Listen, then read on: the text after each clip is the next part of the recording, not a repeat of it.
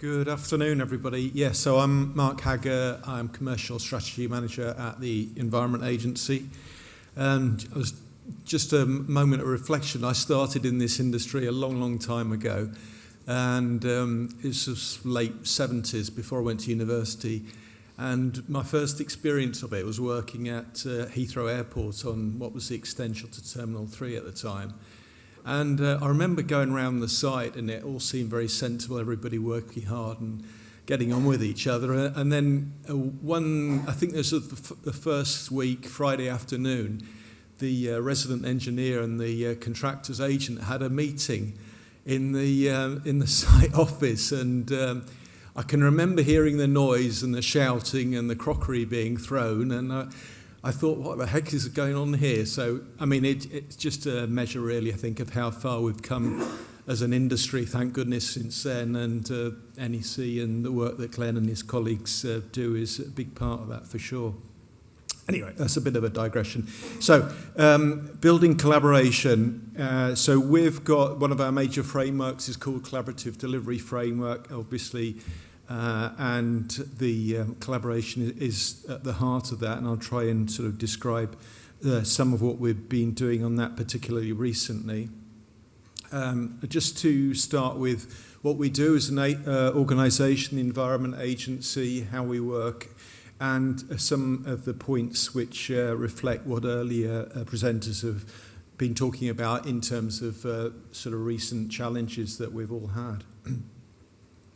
So what do we do as an agency? We help people and wildlife adapt to climate change and reduce its impacts. Obviously, a major one there is flood and coastal erosion risk management. We improve the quality of our water by tackling land and air, by tackling pollution.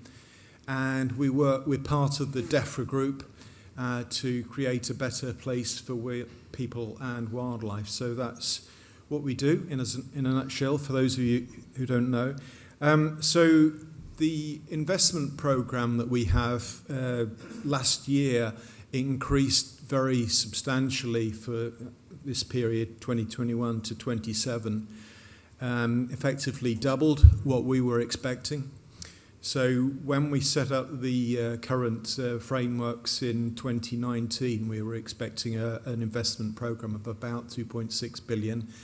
In fact, it's doubled that. So obviously that's brought a number of challenges in its wake, as well as the other ones that we're all familiar with. So we're at the forefront of climate impacts. We actually responsible, as a typo here, for 3 of the 5 top risks from the UK climate change assessment. So that's floods, water resources, and the natural environment.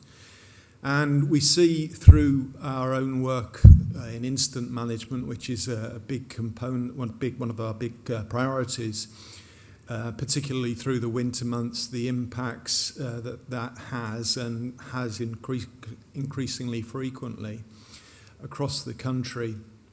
And that helps and has helped to sort of shape our response to how we deal with flood risk management in particular, but also other impacts, so things like at the other end of the spectrum, drought management. So we're planning for changing environment. We know that water levels are forecast to rise by the end of the century. They're going to be somewhere between 0.5 metre and higher around the coast. So big impact of that. And as a consequence of that, we have what we call an adaptive approach to our projects. So we try and work on a no-regrets basis, really, for our projects. So the example there is the Thames Barrier. So looking at what the best time for investment in the Thames Barrier is going to be over the next, up to the turn of the century, and when investment's going to be required, and likely replacement is going to be required as well. We work very much on nature-based solutions, so some examples of that on the screen here. On the middle picture there is an example of Medmary flood defence scheme, which is on the south coast, one of the largest managed realignment projects in the country, which has achieved a major increase in habitat. And there's this effect called coastal squeeze, which is the coast sea levels rise and development can advance towards the sea. You get a squeeze in between, which reduces habitat. So this is trying to address that problem. Okay, so I'll just, as a quick sort of run through some of the things that we're doing, I just want to talk about how we work and some of the major drivers. Obviously, as a government organisation, heavily influenced by documents that Treasury and Infrastructure Projects Authority produce. So this is one of the key ones in National Infrastructure Strategy, which looks at how the UK is planning to deliver a radical increase in the quality of our infrastructure and put us on the path to net zero emissions. Another important one is the Transforming Infrastructure Performance. There's a route map in it, which was published earlier last year, I think it was, which is definitely well worth a look. It looks at two things, both the sorts of assets that we should be building, but also how we should be delivering those assets as well. And a couple of other ones which are getting much more specific. One is the construction playbook. I suspect a lot of you will be familiar with that, which sets out outcome-based specifications, looks at long-term contracting across the portfolio, standardization, and it talks a lot about win-win contractual arrangements, a number of other issues as well. The construction playbook is effectively mandatory for government bodies on a sort of what they call comply or explain basis. So you have to work in line with that.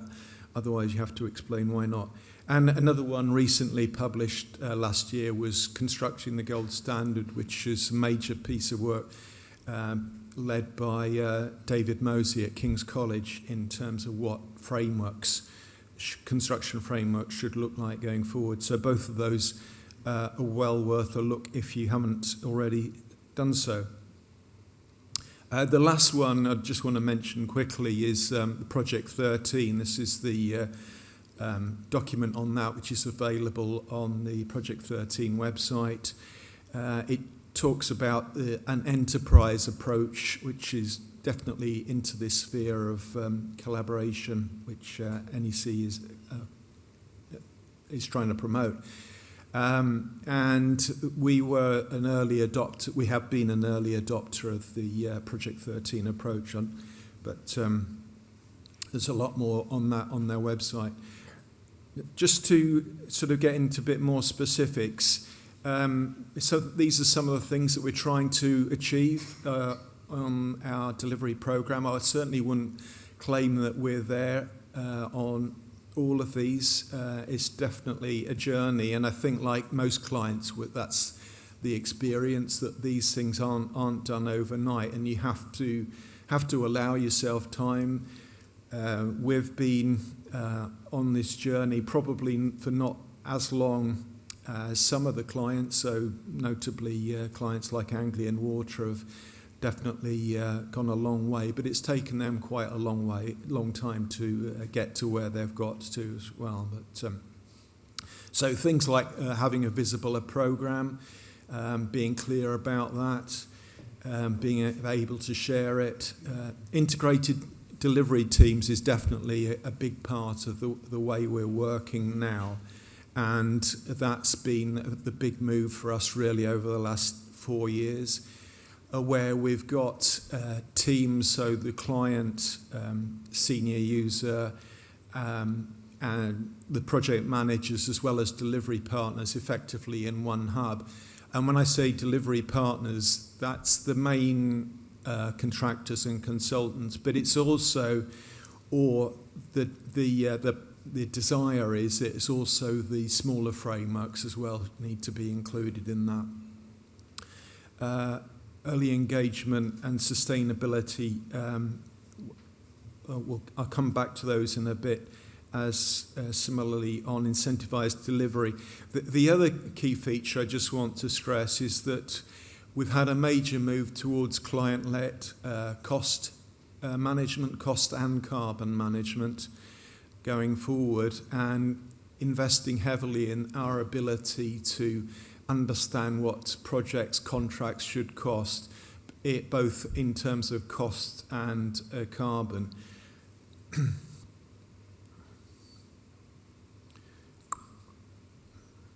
Right. This slide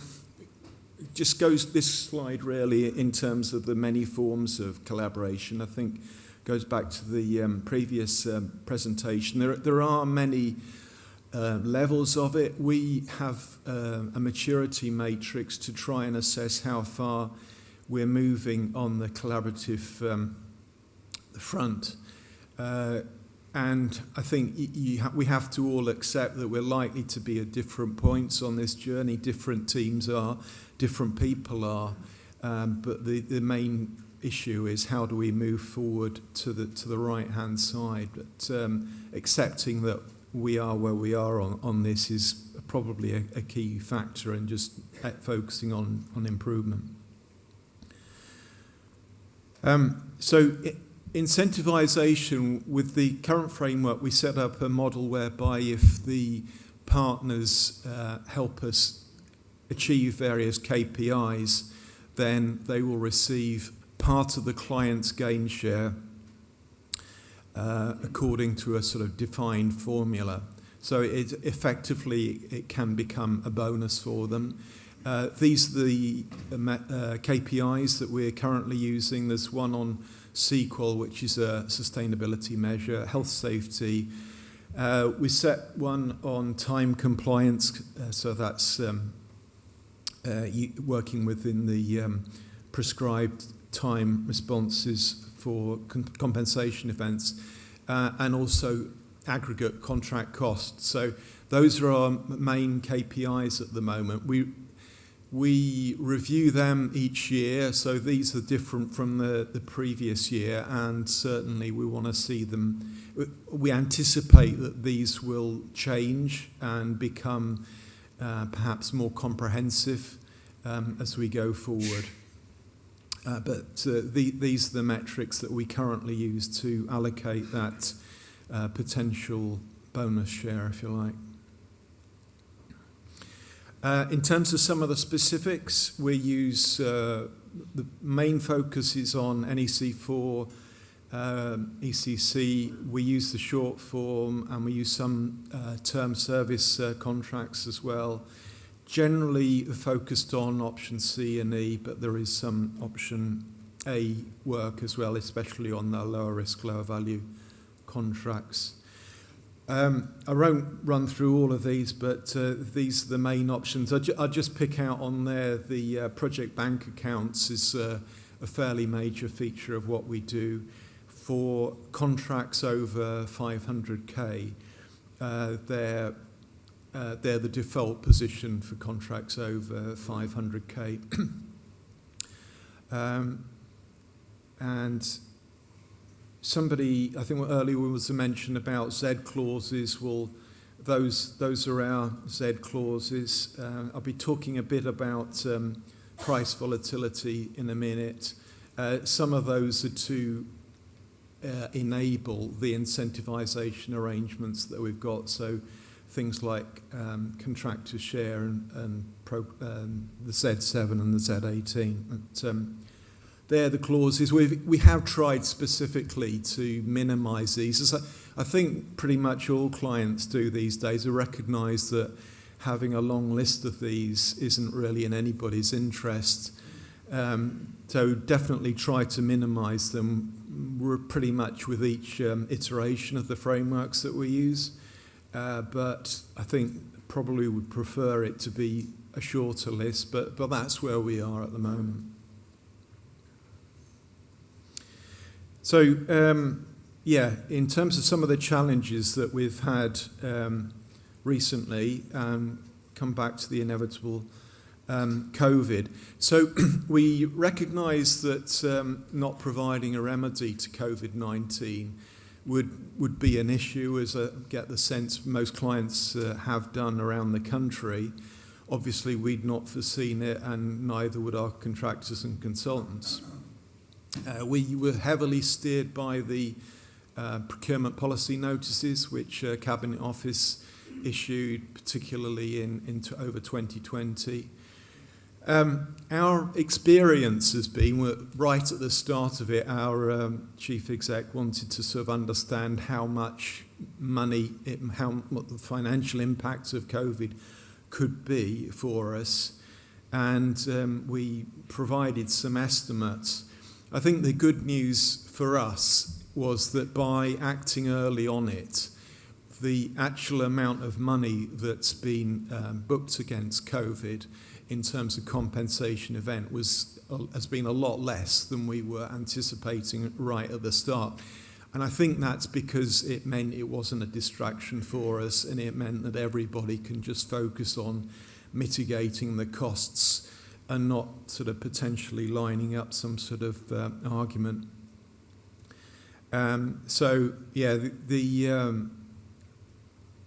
We did provide an amendment in terms of force majeure events. That was the instruction that we gave. I think fairly similar to what other clients have done. We undertake pain gain assessment during the life of the contract rather than restricting it to completion. So this is trying to avoid overpayment and the need to claw back, which can be problematic to contractors and to us. We cap payment to the maximum exposure that's calculated on the adjusted target at the time. Price volatility, again, a big issue for us, trying to sort of acknowledge that to avoid it being too much of a distraction for us. We use CPI, which we've modelled as being of greatest relevance to our work, though we are sort of keeping the indices that we use under review and trying to assess what alternatives might be preferable for us, or maybe developing an index for our work specifically. We're keeping under review the timescale of the risk and watching the indices, seeing how they track over time. There's particular material index that BAYS, that business and something else department, which I can't remember, which have, but currently our view is the CPI is more appropriate. We do have a framework which is geared up for property flood resilience, so that's particularly the devices that you can get to make individual properties more flood resilient, so typically barriers bolted onto doors, the front of doors to sort of, and other particular devices you can get. So we've fine-tuned the index to make it more relevant for that, because that is quite a specialised market for us. We've acknowledged the price volatility over recent months, and we're assessing the impact of that.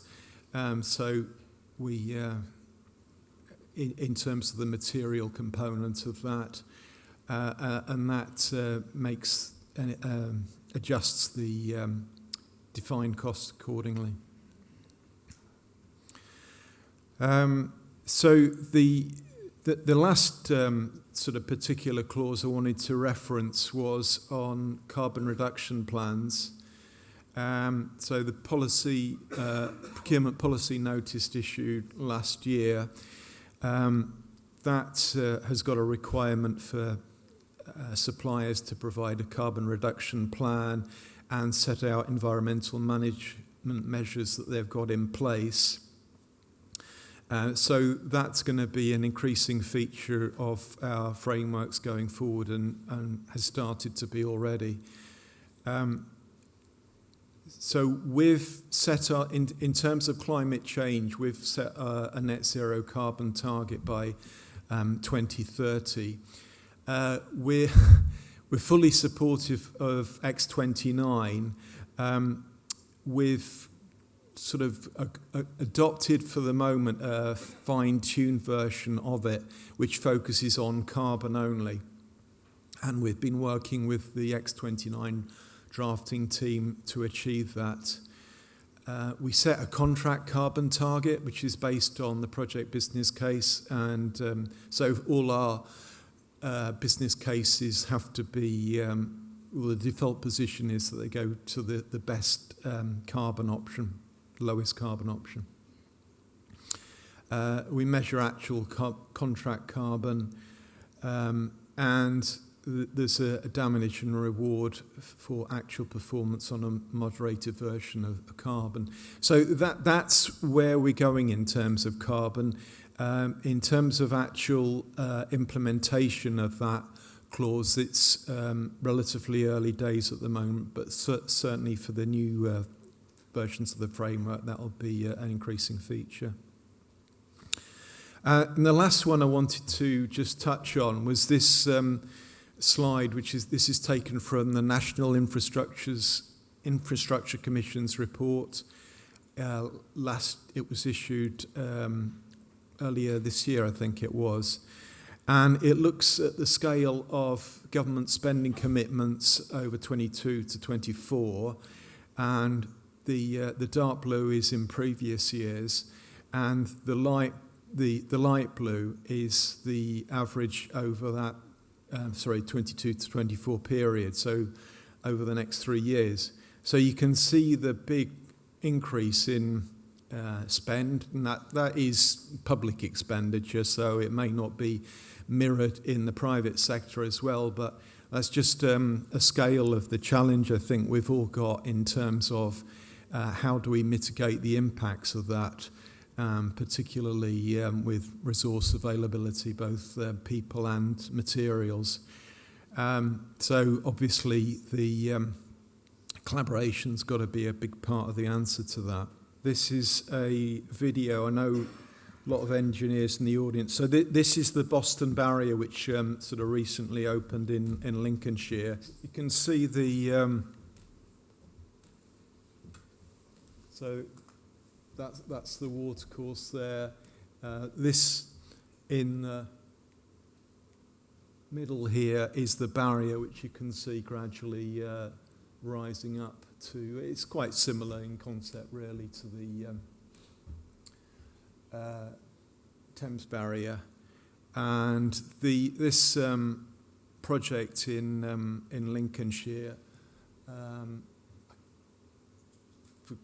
The number of houses, I think it's about 10,000 houses this particular project is protecting, so it's certainly a big part of the current programme of work that we've got, and that's one of the major assets that we've built in recent years, but that just gives you a flavour for it. So thank you very much.